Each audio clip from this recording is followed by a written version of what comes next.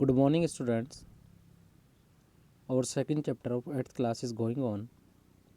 Today, our topic is open source operating system.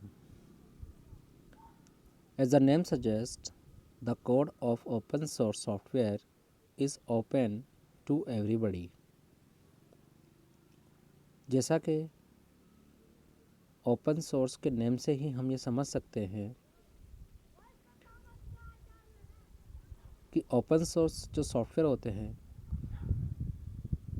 वो हर एक के लिए ओपन होते हैं.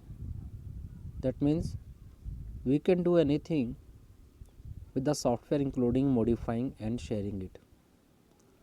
इसका मतलब ये है कि हम ओपन सोर्स सॉफ्टवेयर के अंदर मॉडिफिकेशंस कर सकते हैं और उसको शेयर कर सकते हैं. Linux is an example of open source operating system. और Linux जो है वो ओपन सोर्स ऑपरेटिंग सिस्टम का ही एक एग्जाम्पल है. It was conceived by computer expert Linus Torvalds. और लिनस टॉरवाल्ड्स ने इस ऑपरेटिंग सिस्टम को डेवलप किया and then develop with inputs from people all over the world. और इसने ये जो ऑपरेटिंग सिस्टम जिसे हम लाइनक्स कहते हैं इसको जो डेवलप किया ये पूरे वर्ल्ड में यूज़ में जाता है और सभी लोगों के लिए ओपन है. कोई भी प्रोग्रामर अपने अकॉर्डिंग इस ऑपरेटिंग सिस्टम के अंदर मॉडिफिकेशन कर सकता है और उसको शेयर कर सकता है. यही रीज़न है कि लाइनक्स ऑपरेटिंग सिस्टम आज के टाइम पे सबसे सिक्योर ऑपरेटिंग सिस्टम माना जाता है. इससे पहले हमने पढ़ा विंडो ऑपरेटिंग सिस्टम के बारे में. Window operating system Microsoft company के थ्रू डेवलप किया गया ऑपरेटिंग सिस्टम है जिसको हो सकता है कि माइक्रोसॉफ्ट के 2 और मोर देन 2 डेवलपर ने उसको डेवलप किया हो मिल करके. उसके अंदर जो भी फीचर्स जो भी ऑप्शंस अवेलेबल हैं वो माइक्रोसॉफ्ट कंपनी ने और उनके डेवलपर ने अपने अकॉर्डिंग प्रिपेयर करके हमें प्रोवाइड करवा दिए हैं जिनका हम यूज़ करते हैं और वो यूज़र फ्रेंडली भी हैं. But open source operating system जो लाइनक्स है ये एक ऐसा ऑपरेटिंग सिस्टम है जिसके अंदर कोई भी प्रोग्रामर अपने अकॉर्डिंग मॉडिफिकेशन कर सकता है, जबकि माइक्रोसॉफ्ट के विंडोज़ ऑपरेटिंग सिस्टम के अंदर कोई भी प्रोग्रामर अपने अकॉर्डिंग उसके अंदर मॉडिफिकेशंस नहीं कर सकता है. जो फीचर्स उसने प्रोवाइड करवा दिए वही फीचर्स उसके अंदर सिर्फ अवेलेबल रहेंगे. जबकि ओपन सोर्स ऑपरेटिंग सिस्टम के अंदर अगर हमें कुछ ऐसे फीचर्स चाहिए जो लाइनक्स में नहीं है तो हम उसके अंदर ऐड कर सकते हैं. तो इससे हम ये समझ सकते हैं कि लाइनक्स या ओपन सोर्स ऑपरेटिंग सिस्टम और विंडो ऑपरेटिंग सिस्टम दोनों में मेन और डिफरेंस यही है.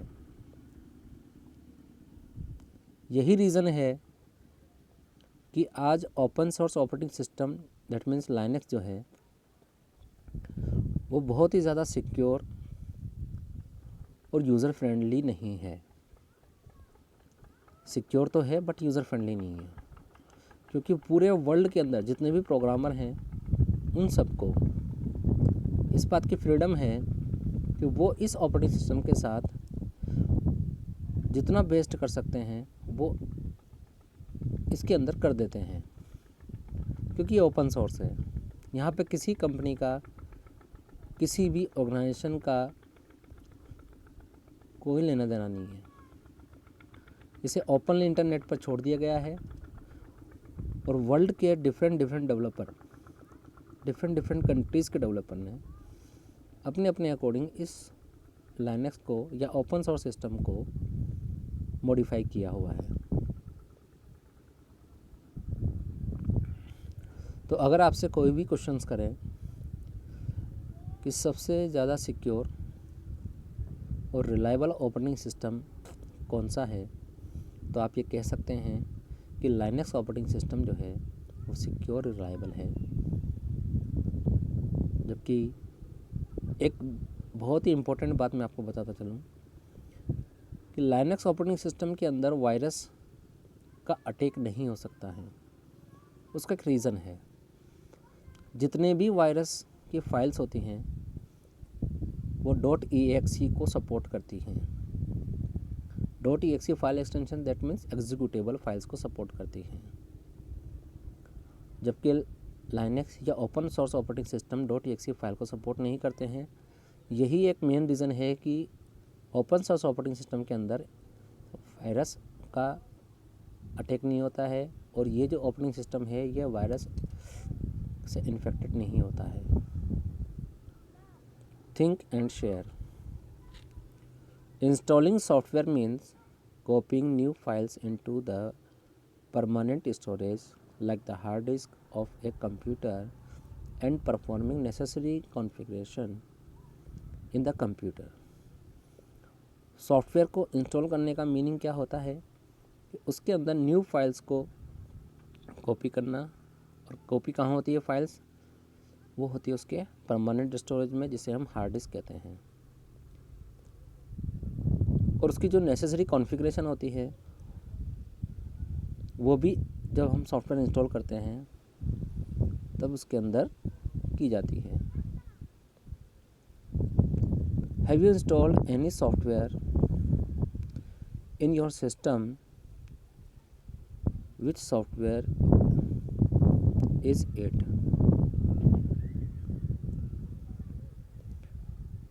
कोई भी सॉफ्टवेयर जब हम हमारे कंप्यूटर के अंदर इंस्टॉल करते हैं या कभी अगर हमने इंस्टॉल किया है तो उसके बारे में discuss the step you follow while doing it. तो उसकी जो स्टेप्स होते हैं इंस्टॉल करने के, उसके बारे में हमें डिस्कस करने के लिए कहा जा रहा है। तो यहाँ पे मैं आपको एक जनरली नॉलेज देना चाहता हूँ कि जब भी किसी कंप्यूटर के अंदर कोई भी ऑपरेटिंग सिस्टम इंस्टॉल किया जाता है तो वो उसका हार्ड डिस्क में, that means secondary storage media में स्टोर किया जाता है। और जब इंस्टॉलेशन स्टार्ट होती है तो सबसे पहले बूटिंग से स्टार्ट की जाती है। जिस सीडी या डीवीडी के अंदर आपका ऑपरेटिंग सिस्टम इंस्टॉल है उस सीडी को हम सीडी ड्राइव में या डीवीडी ड्राइव में लगाते हैं। सीडी बूट करती है, सिस्टम स्टार्ट होता है, बूटिंग फाइल्स लोड होती हैं, उसके बाद में उसका आगे का प्रोसेस होता है। ये जितनी भी बूटिंग फाइल्स, जो भी नेसेसरी कॉन्फ़िगरेशन होती हैं, वो सभी की सभी परमानेंट स्टोरेज में जाकर के सेव हो जाती हैं।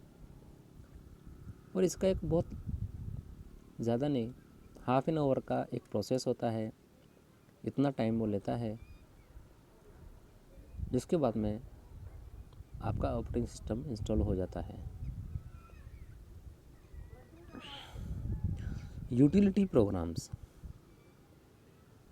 Utility program are usually supply along with an operating system।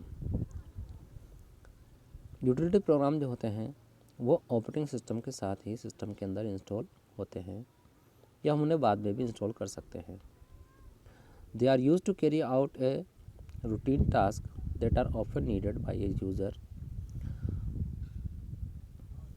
और ये यूज़र के अकॉर्डिंग जो भी टास्क कंप्लीट करने के लिए, पर्टिकुलर टास्क को कंप्लीट करने के लिए यूज़ किए जाते हैं।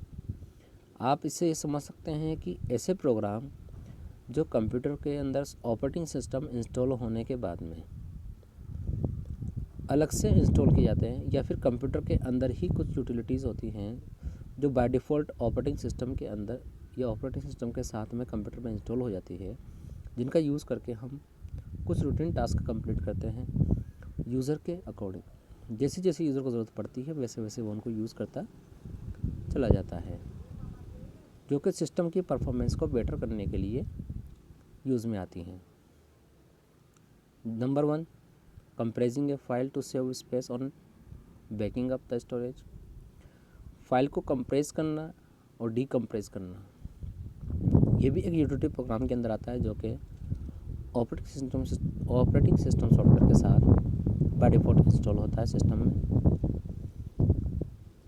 डीफ्रैगमेंटिंग डिस्क, डीफ्रैगमेंशन की जो फैसिलिटी है, यूटिलिटी है, ये भी सिस्टम के अंदर बाय डिफ़ॉल्ट इंस्टॉल होती है ऑपरेटिंग सिस्टम के इंस्टॉलेशन के टाइम पे। Recovering data from damaged file, ये भी एक यूटिलिटी है जो सिस्टम के अंदर इंस्टॉल होती है।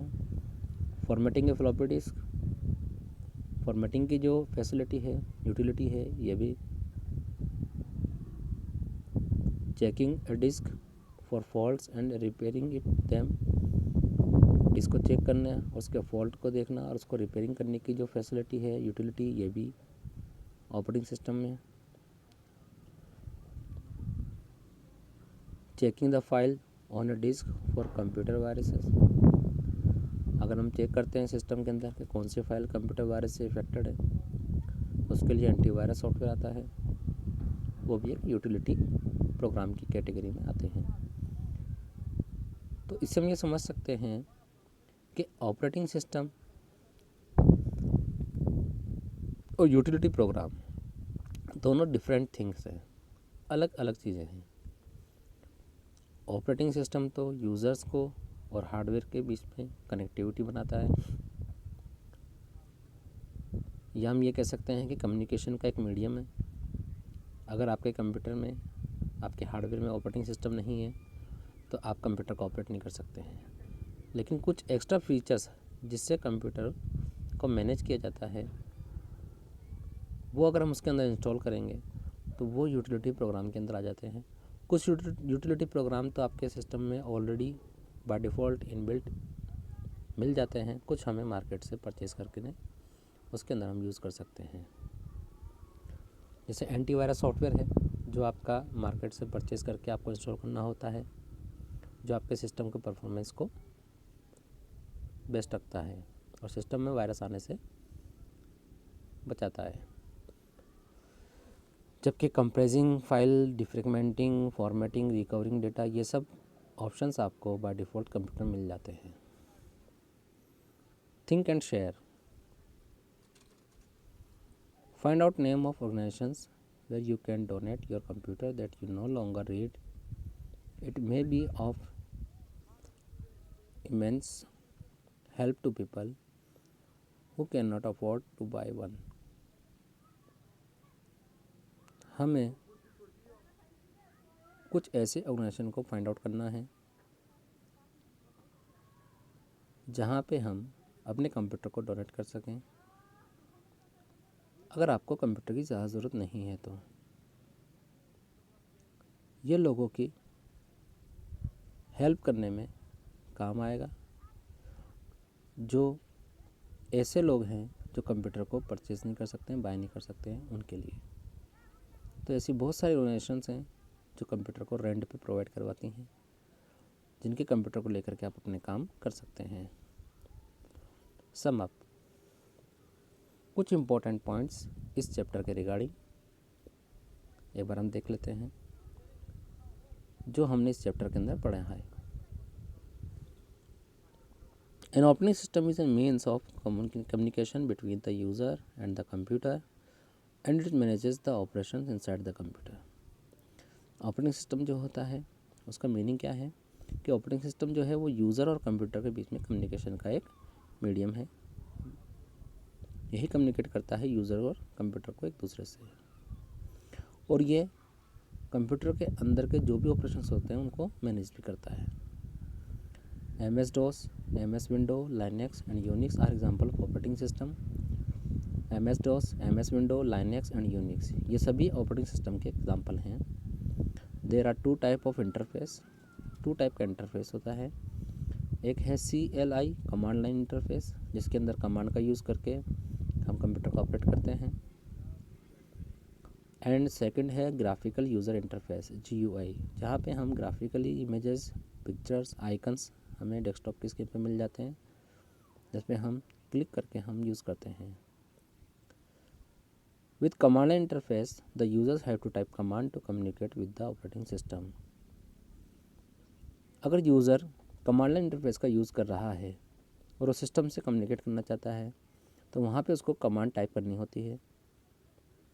जबकि with graphical user interface the user select pictures icon select options from menus to communicate with the operating system.